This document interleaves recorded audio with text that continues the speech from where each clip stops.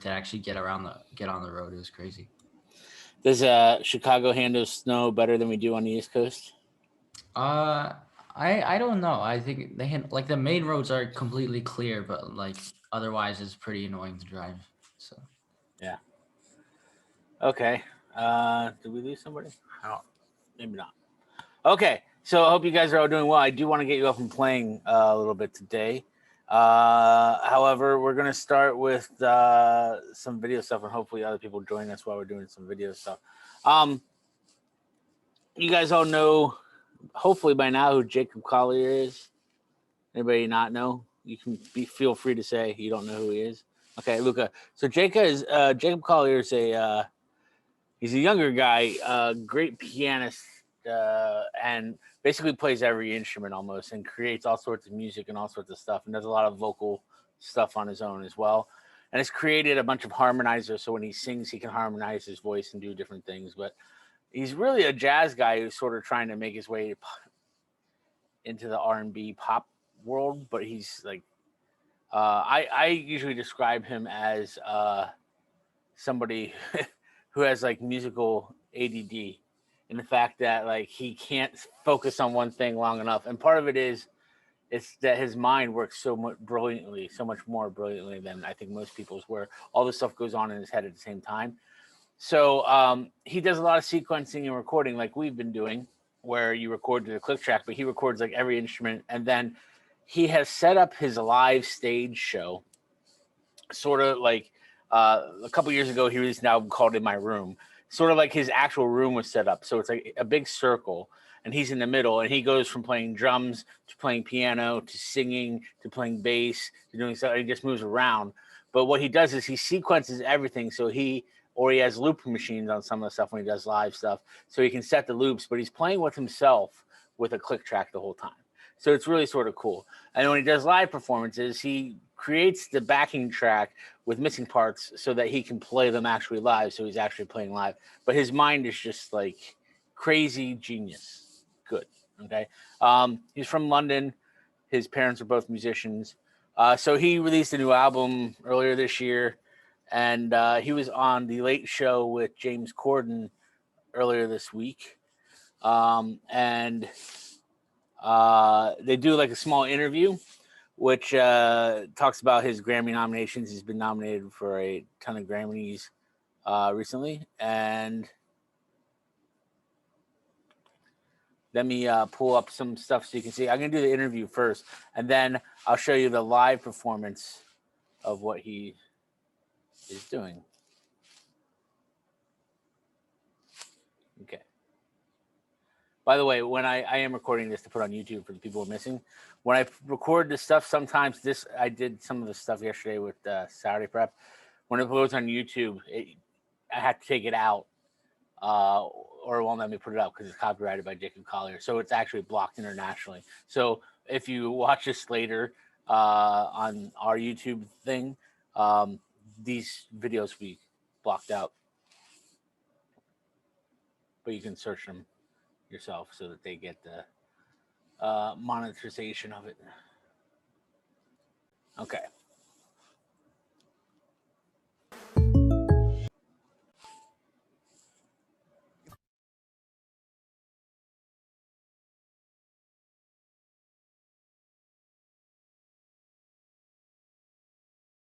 Okay, so that was Tom and Jerry are entering our world. That was the interview. This is the performance, which he did, quote unquote, live in London. He did it at Abbey Road Studio, actually in the same exact studio, Studio 2, the studio band recorded their album last year, and where the Beatles recorded all this stuff. But this is his, quote unquote, live performance. So this is how he performs live. He's really like a one-man band.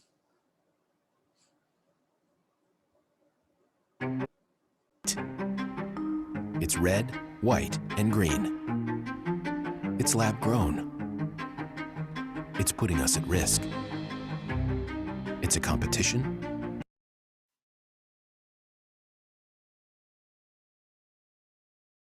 Okay, there's a lot there. So what do you guys think about that? Any thoughts? seems difficult to like do like the piano and the shaker at the same time and stuff like that. I don't know. I know he does it. It's crazy. There's a lot of difficulty there. If you guys see the piano is also a MIDI controlled piano. Yamaha makes one, Steinway makes one, a couple other people make them where you play like a keyboard or play the MIDI information and it will play it on the live strings. So so he programmed so he could have live piano be playing. It's really sort of a cool thing. Do you guys know what MIDI information is? So if you don't know, MIDI information is I have a keyboard right here. So this is a MIDI keyboard. If you can see it. It is information that it records every bit of data on playing what you're playing. So it beyond what note you're playing, it records the data on how the velocity of how fast you press the key, how hard you press the key, because that controls some of the volume with the touch sensitive stuff with like a real piano. It records the pitch, it records if you bend it or whatever, and it can take that information and apply it to different sounds or patches and different information. So if they take the data off of me playing a keyboard here, my daughter worked with something like this at Berkeley too. They got a brand new, I think it was a Bosendorfer piano, did the same thing, where they could have a keyboard player playing, get to feel in their own studio to make sure they got it right, how they feel it. And then they would take that information and put it into the studio with a perfectly mic'd real piano that played the information back so they could get a real piano sound instead of a keyboard sound, which is pretty cool, especially in the times of COVID. You can record really good stuff and the piano player never has to leave the comfort of their own home. Most real piano players do not like playing on keyboards unless they're playing for the sound of a keyboard and that's how they want it. But like if you see real purist piano players like an Elton John or a Billy Joel, you'll never see them playing on a keyboard. They're always playing on a piano. A lot of the jazz guys are the same way. The orchestral guys, forget it. They don't touch keyboards. Keyboards are not real instruments. They just don't want anything to do with them. So there's something to be said with that, with response and different things on keyboards. So that's Jacob Collier. It's all done to click track, loop machines and different things.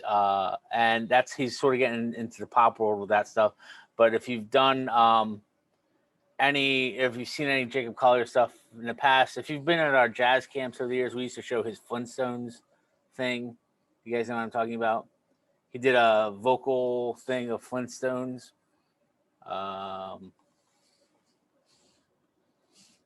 Supposedly he won a Grammy for it too.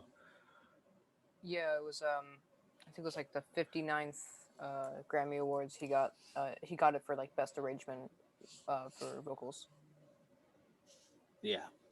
So this is more of his jazz, vocal jazz stuff with all of his voice effectors and different things.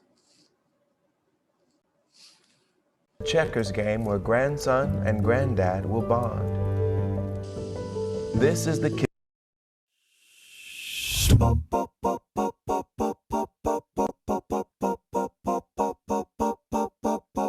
Flintstones, meet the Flintstones. They're a modern Stone Age family. Stone Age family. From the town of Bedrock, they're a page right out of history. Let's ride with the family down the street through the courtesy of festive feet.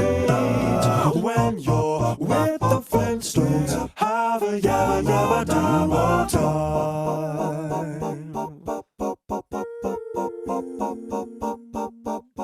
Flintstones, meet the Flintstones. They're a modern Stone Age family. From the town of Bedrock, they're a page right out of history. Let's ride with the family down the street through the courtesy of friends to feed. When you're with the Flintstones, have a yabba yabba do time. Have a yabba do time. We're gonna have a gay old time. Wow, wow,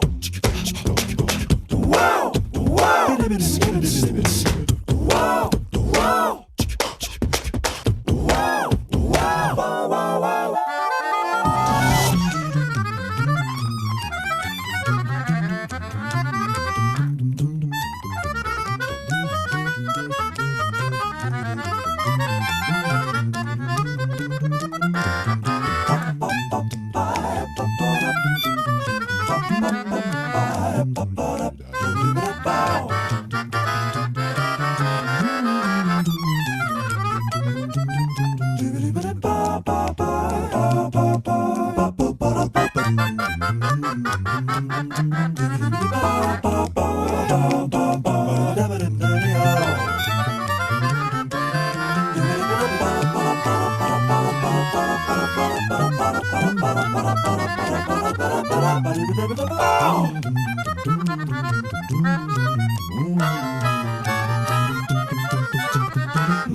It's time to meet the Flintstones.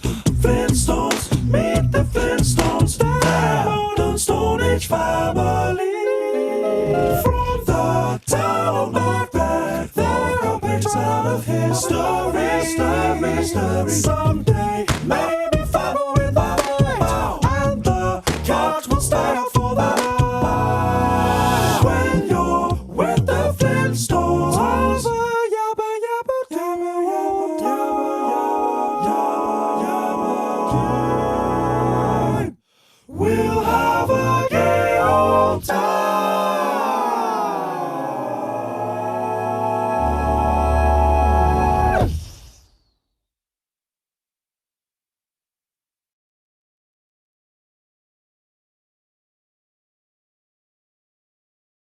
Okay, that's from the album In My Room. If you can see, that's actually him, a picture in his room with all of his stuff in it in a circle.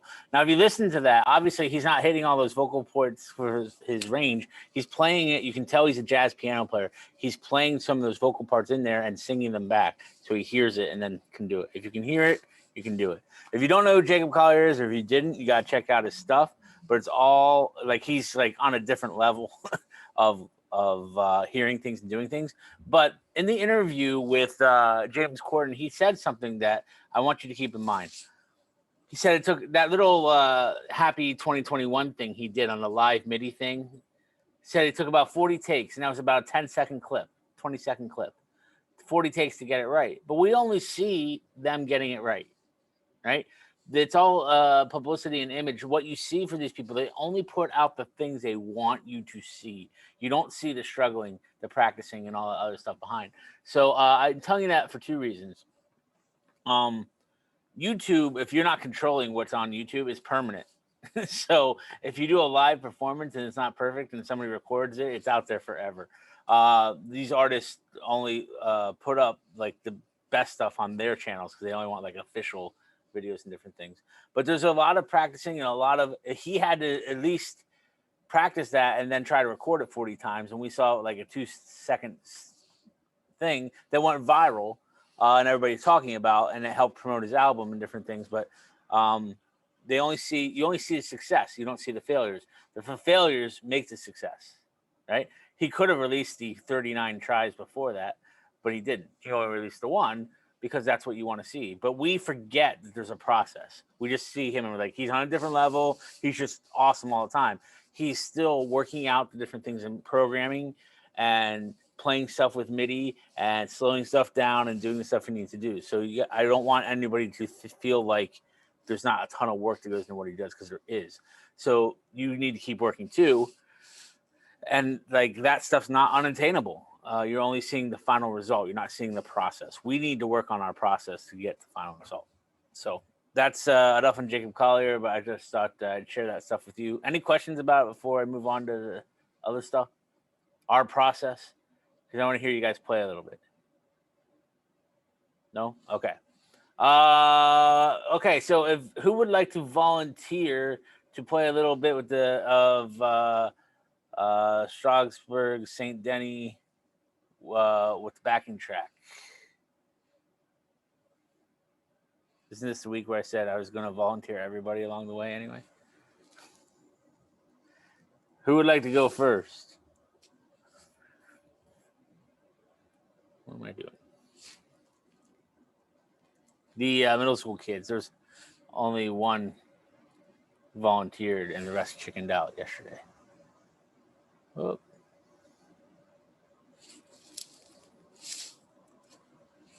Anybody want to play? Nobody wants to play? I want to hear people play. I will, because I'll tell you what. If you don't want to play, it's fine. Next week, everybody has to play, and I know we're missing people today. But anybody want to give it a try before? Because I'm going to move into auditioning. If anybody wants to go over some how to audition, the band placements or PHS are coming up. But so are Region Jazz stuff. I know, Luca, the stuff coming up that you can participate in that area, as well as National Jazz Festival is going to have individual categories if you want to enter, so that you're not totally off in the Midwest by herself doing nothing. You guys want to move on to mock auditions? Peter, you're shaking your head. Unmute and say something. Oh, I meant like I don't really care either way. Yeah. Good, Peter. Let's hear you play some Strasbourg St. Denis then. Oh, okay. So the best way this works is if you can play the backing track on your end, but not share your sound with us. If you're playing it on your computer, if it can come through your microphone with your trombone. Yeah. Okay.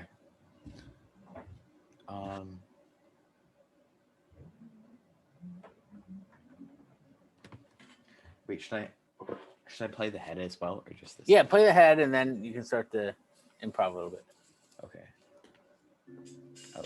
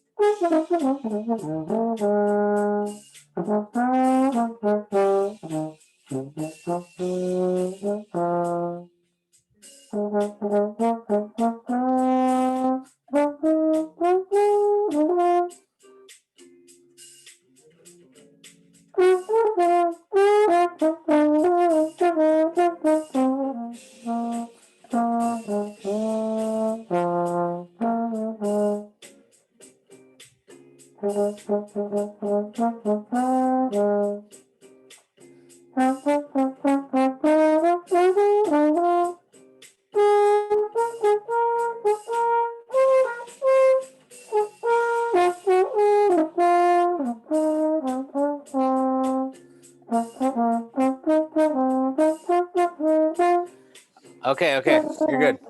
Yeah, I don't know. Okay, you did well on the you did really well on the head, especially because that's fast. You just got to make sure that you stay in time. I know Zoom changes our time on a lot of stuff, but you got to stay in time as best you can. Even on improv stuff, you're like the time is a little weird, but your note selection and stuff is fine. You're just worried about it. You just got to play like this is what I meant to do. And if you miss a note, you miss a note. You go on with life.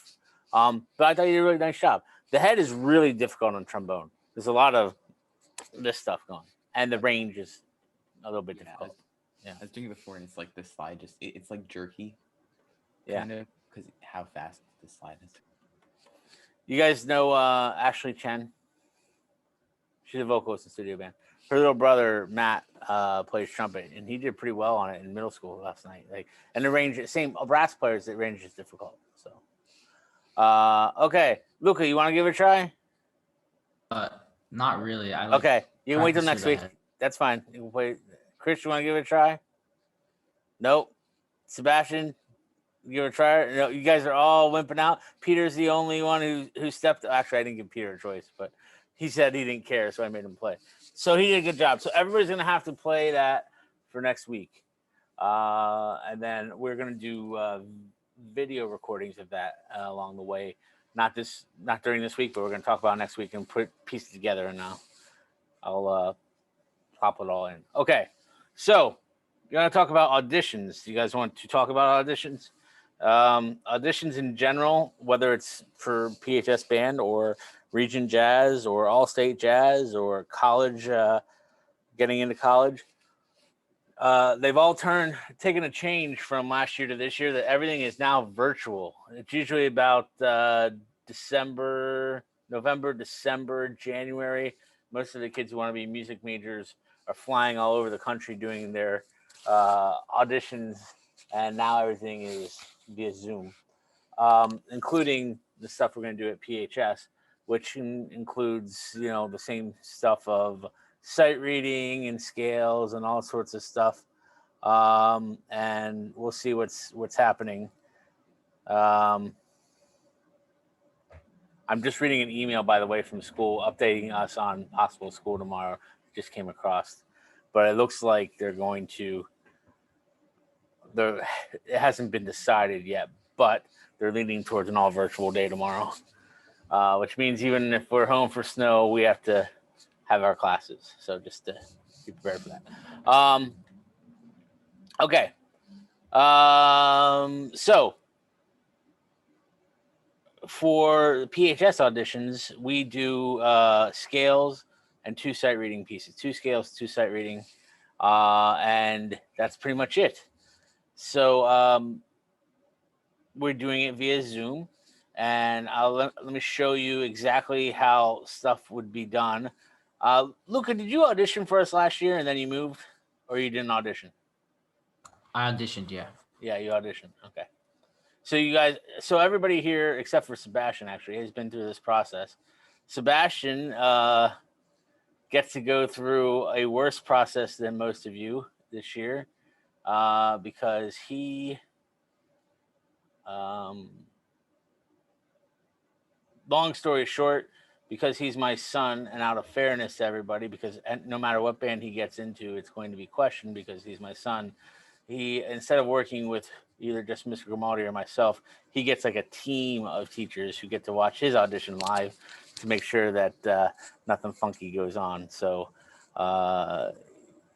he has the added bonus of extra nervousness and then extra pressure from me too, because I'm going to be like, don't you dare be horrible in front of all these other teachers. So Sebastian, don't you dare be horrible in front of these other teachers. So let me try to. I probably will, but I won't try to. Let me share with you what something would look like. I'll pick an instrument. Like, okay, flute is good because nobody here plays flute. So when we do these auditions, what you will normally see is something along lines where we will Zoom and I'll share my screen, or Mr. Grimaldi will share his screen, or whoever, and we'll say, can you see the word flute? And you'll say yes. So this is, by the way, in case anybody's wondering, this is the material we used last year. We never use the same material ever. We don't even do a 4-year cycle of it because some people have siblings and different things, and some people can try to figure out what it is after we use the material. So every year is a new packet. So we'll ask you, let's say Peter played flute. We're like, Peter, can you see this word says flute? He says yes. Okay, and we're like, great. Turn on your metronome to, and you have to have your own metronome, 100 beats per minute. He would turn on his metronome to 100 beats per minute. Then we'd flip it over, and it would say, flute scale number 1, play your flute scale and swing 8th notes ascending only. Now, this is non-transposing. So if you play a transposing instrument, you would play the scale that's on there. So if Luca was doing this and it said C major scale, he would play his C major scale, which really is the concert E flat scale, but he would be playing his C major scale. Okay. And then we'd move on to the second scale. And then after that, we'd say, okay, now it's time to do the 2 sight readings. One is swing, one is straight. The first one is swing. It is swing. It is swing. It is swing. Please play swing. I literally say it like that every time, and then people play straight, and they lose points in it. So the first one is swing. It is swing. It is swing. And we'd ask them to turn on the metronome, in this case, to 120 beats per minute. And then we would give them 30 seconds to look at the piece after they said that they can see it. So this is a piece. We'd say, can you see everything clearly? Hopefully they'd say yes. If not, we'd let them adjust. And we'd say, okay, your 30 seconds start now. They'd have 30 seconds, and then they'd have to play. It'd be in swing. And then we do the same process here. Can you see everything? Yes, this is straight, this is straight, this is straight. 30 seconds, go. After 30 seconds, they play, and then they're done. Off to the next person. That is how it goes. In this case, it would be oboe or whatever. So that is a quick overview of how PHS band auditions go. Other places are doing different auditions. I'll talk about NJAJE later as soon as we're done with this. but that is pretty much how our system goes. Would anybody like to give it a try? I just did something weird. I don't know what I did. Anybody want to give it a try? What'd you say, Peter? I just have a question about it. So for the scales, do we just have to do major scales, or is it also like modes? So good question. Middle school. So this is where it's a little bit different. Middle school students coming into PHS from wherever they're coming from have to do major scales up to, I think, 4 flats and 4 sharps. High school students have to do Mixolydians and Dorians. Dorians, Mixolydians. So Mr. Grimaldi, if he hasn't gone over that in Jazz Ensemble, will with you this week. But yeah, it's Dorian and Mixolydians. So we don't require that of the middle school students because unless they're in jazz band or have done these camps or different things like the PJO camps or whatever, most of them don't know Dorian and Mixolydian, so it's not really fair to ask them that. So we ask them their majors because that's what they know. And we go over Dorians and Mixolydians with every kid at PHS. So the PHS returning kids have to play Dorians and Mixolydians. Will there be 2-5-1 scales? Well, not in the way that you play them, but the Dorians are the 2s and the Mixolydians are the 5s, right? Yeah. So that's why we do that. So, but it might not be the same key. It might be the same key. So if we gave you C Dorian and then F Mixolydian, they're both in the key of B flat. So you got lucky, right? But sometimes that happens. Sometimes it doesn't. Does that make sense? But they're individual scales. We won't have you play a 2-5-1 progression. We'd ask you for this Mixolydian only or this Dorian only. Okay. Any other questions? Now's the time to ask. You have me here. Another question. Go ahead. Since it's not smart music, is it still like? I mean, I guess yeah. It's like if we have like a crappy audition, if we like totally screw it up, do we still get into like Tiger Band, or are you like, oh, I know who they are, at least they can be in like Jazz Ensemble? You're not gonna like this answer. No. The answer is no. It is exactly like smart music. We grade you like it would be smart music. For instance, let's say Peter plays the first line really well, but then he skips a second beat. It skips a beat before starting the second line. So everything he plays, even if it's perfect, is a beat off. That's going to affect his score, right? So the best he's going to get is a 50%, unless some of those notes are the same along the way. We grade you like it's smart music. That being said, everybody's dealing with the same nervousness, the same things. It usually ends up working out. So, so you guys have, with the exception of Sebastian, what is called experience. So experience, you know what to expect. You're going to get there, and if it's, it's each year you're going to get better at it. And I go back to one of my favorite quotes of all time. This is Mark Twain, is about good judgment. So good judgment is a result of experience. Experience is a result of bad judgment. So if you think about that, like when you make a mistake, well, I won't do that next time. Well, I won't do that next time. You only get to audition for band 4 times at the high school, right? Unless, there's other circumstances and you're there for 5 or 6 years, but hopefully none of you are in that case. So that's the way that works. But yes, you do not get a benefit out of the doubt out of fairness, because the audition is the snapshot in time that we have to place you on. So it's just like a placement test for math or science or something like that. If you have a bad day or you misunderstood something, unfortunately, that's the way it goes. It's the way we have to go on. So that also being said, I want everybody to understand this. No audition is perfect, but the other part of that is no audition should have any reflection on the value of you personally or your life. So auditions are literally just a snapshot in time. So professional musicians will go and do 60 or 70 auditions in a year if they're looking for a big gig, and they might have 50% of them are bad days. You have a blister on your lip, or you just totally misinterpreted that style. That's going to happen. Musicians happen, and then they go back in the audition. So you might have been perfect for that gig walking in. You're like, this gig is mine. Nobody's as good as me. I'm going to nail it. And you have a bad day, and a player who's not as good as you gets the gig because they had an average day or a good day. It's just life. There's going to be good days and bad days. The better musician you are, you start to limit the bad days and have better days because you're more prepared. So auditions are really a reflection of how well you prepare and know your instrument in general.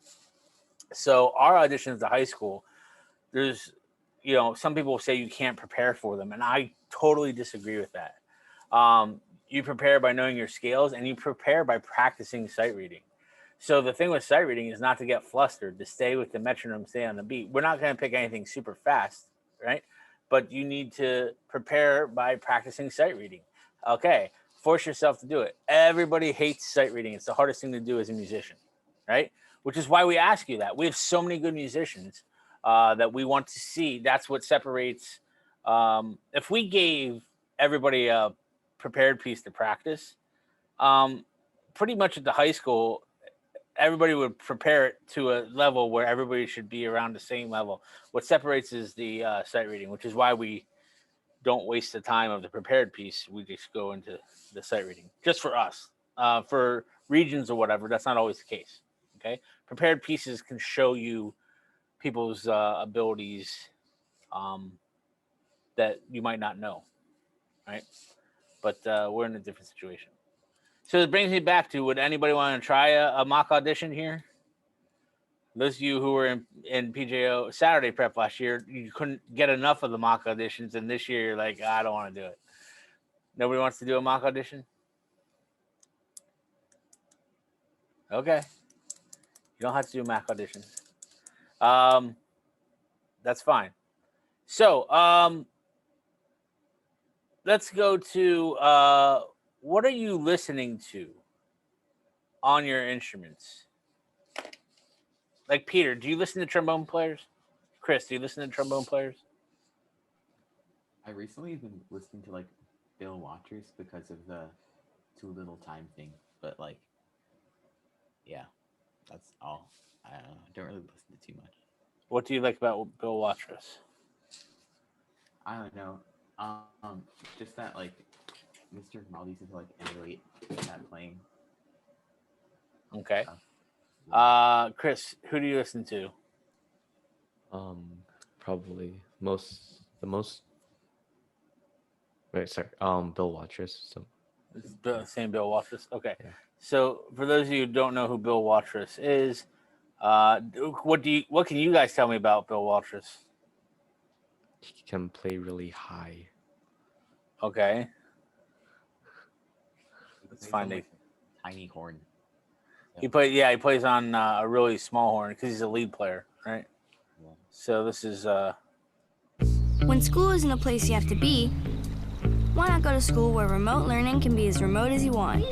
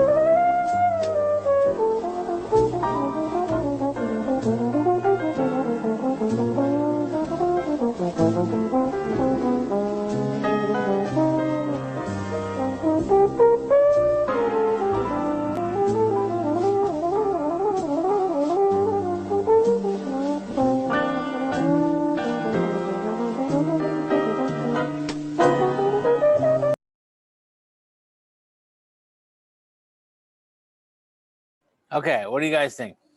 Describe his sound to me. Had like a mellow tone to it, if that makes sense. Yeah, yeah. He's known for his most. Do you guys know the most famous thing he ever played? He played "A Time for Love," the Sammy Nesico arrangement of "A Time for Love" featuring lead trombone. Is like the most famous thing he ever did. But he played with a bunch of famous jazz guys, but he wasn't really in said band. He did a bunch of solo work with them, and he played some TV stuff or whatever. But yeah, he's known for a real high melodic, round, mellow tone for trombone. It's not in your face trombone, right? Cool. Do you guys know who? This is why the whole point of this. You guys started to need to. I'm glad you know who Bill Rostros is. He actually taught at USC for many years, and he passed away not too long ago, like 2 years ago, 2 or 3 years ago. But I think he was teaching all the way up until like, I don't know, 5 years ago. He was teaching at USC, which a lot of the LA players do. You know, they play sessions when they come up and they take a teaching gig at USC or something like that. And it's how you get with good teachers. Do you, trombone players, and then we'll move on to some sax people, but trombone players, do you know who Carl Fontana is? Fontana. Yes? Who is he? I just know, or my private teacher was talking about him when we were doing like doodle tonguing. I mean, he is like a big doodle tonguer. I don't know. He is, I'm going to show you a later recording of him. Different styles. We'll talk about his styles, right? He played with Kenton, the Kenton band forever, and as a great soloist. But that's why we're listening to this stuff, is to show you different styles, different people. This is Carl Fontana.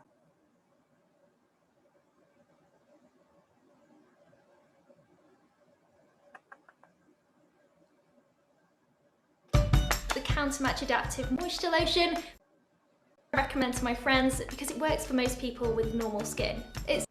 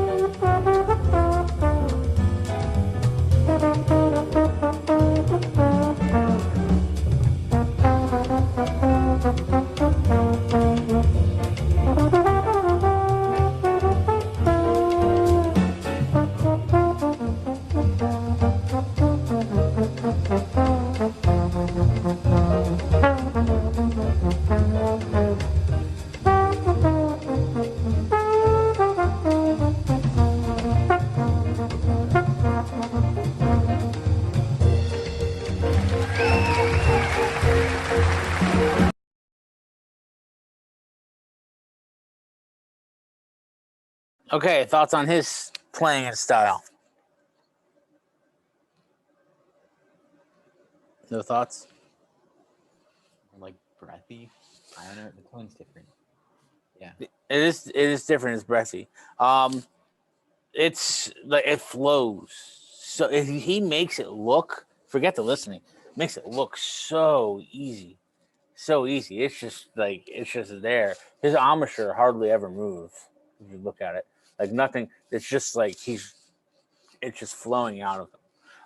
If you're really interested in some great, he did some quotes in there. He quoted the Mexican hat dance.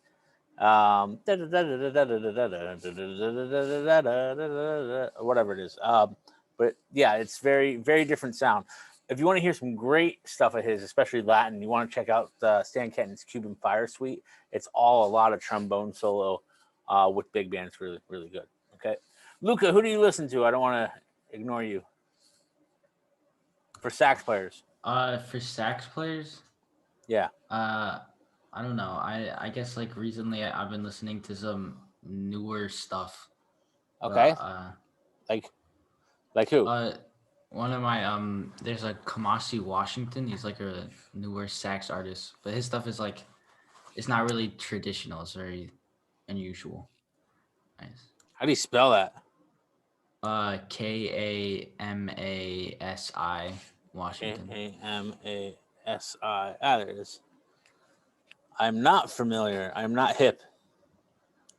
But we're going to become hip. I mean, as like, that's what I've been listening to like recently, like these past 2 weeks. I've been picking up on some of his albums, but otherwise, I listen to a lot of Cannibal Adderley. Yeah, but now you have me interested in this Kamasi Washington guy because he just looks like he's fun. It's 2 hours long. Hold on, let's find something good. You can tell me what you see. Oh, I hit the wrong button. What you see that you think we should listen to here.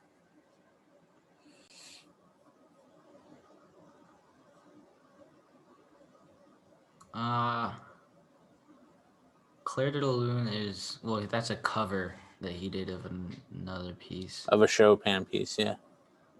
Which I think I have heard actually. Let's try this one. The rhythm changes. Oh, okay, we can use the Magnificent Seven too. Yes.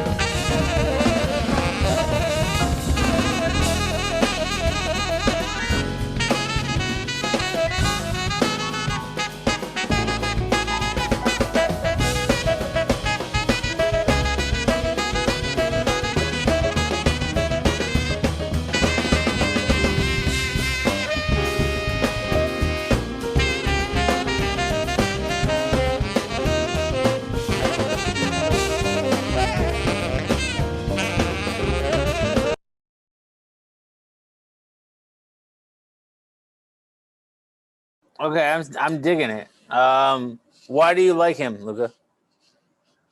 I don't know. How did you find him? It was through another artist that I really like. He's not jazz, but he had like a very jazz influenced album, and Kamasi was playing saxophone on that album, and I discovered him through that. Yeah, I like his sound. To me, he sounds like an old school, like 70s big band sax tenor sound, which like those guys were pushing the limits with soloing with big band with a harsher tone and whatever. And you don't usually hear that with smaller groups now. I'm sort of digging it. So cool. And this is also the other thing about guys, when you start to talk to people about what they listen to, it turns you on to people you didn't know. And you're like, whoa, I had no idea who he was. And it's interesting. I could have done without the drum solo at the beginning, but even the drum solo was good. Because if you keep time, his solo was actually in time if you keep time, which is the trick of doing a cool jazz drum solo. Like if he played with the metronome, he'd fall right back in with the metronome all the time, but he was doing all sorts of quintuplets and septuplets and all sorts of weird things and dropping what it seemed like dropping time, but time was always actually there, which is pretty cool. But like all drum solos, it went on about twice as long as it should have. So unless it's Buddy Rich's drum solo, then they go on about 4 times longer than they should have. But it is what it is. So next week we're going to talk about recording. I'm going to have everybody play Strasbourg St. Denis a little bit, and then we're going to talk about recording on your phone so we can do video with it too. So in the meantime, enjoy the snow. Luca, you have school tomorrow. They don't shut down out there, do they? No. We're still all online, so. Okay. Are you taking lessons out there? Yeah, I'm still with Tom Talish. So. Oh, you're Zooming lessons. Okay. Okay, cool. I will see all of you guys next week then. Okay. Stay safe. Enjoy the weather. Listen to some good stuff, and I'll talk to you guys next week.